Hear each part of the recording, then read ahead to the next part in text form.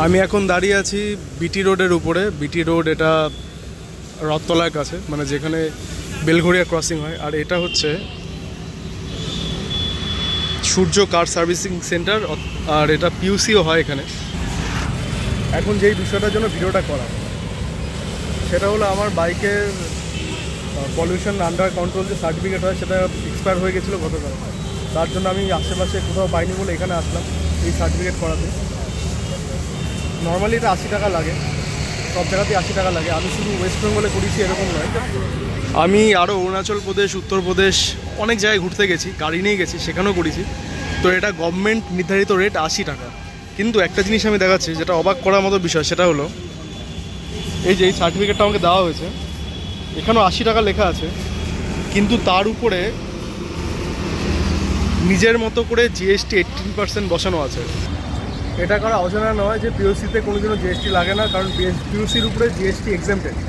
তা সত্ত্বেও দিনের পর দিন এরকমভাবে নাকি চলে আসছে। তো আমি যথারীতি এই কথাটার বিরোধ যখন করলাম, তখন পাশে দাঁড়িয়ে থাকা একটা ছেলে, সে আমাকে বললো দেখুন লেখা হয়ে দেওয়া আছে এখানে 100 টাকা লাগবে, বা ফোর হুইলারের জন্য 120 টাকা লাগবে। তো আমাকে ওরকম স্ট্যাম্প মেরে কাগজে দিল, যেটা আমি দেখালাম। কাগজটা আমি একটু ভালো করে দেখাই।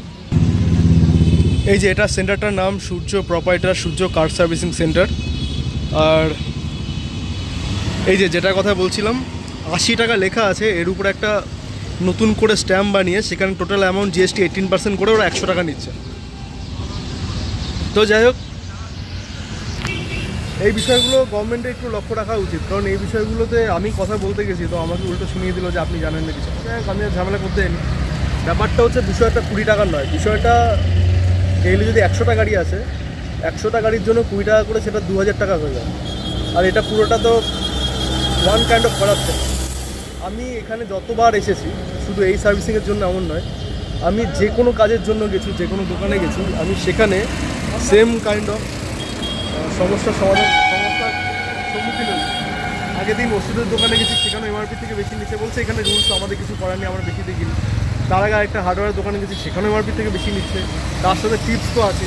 তো অদ্ভুত একটা ব্যাপার। আর সবচেয়ে বড় কথা, এখানে মানুষের মেরুদণ্ড আছে কিনা আমি জানি না, কারণ এখানে কেউ প্রতিবাদ করেই না, কোনো কিছুতেই কোনো প্রতিবাদ নেই। অন্যায় হোক, যাই হোক না হোক, কেউ কোনো প্রতিবাদ করছে না, এটাই একটা সিস্টেম, এভাবেই চলে যাচ্ছে।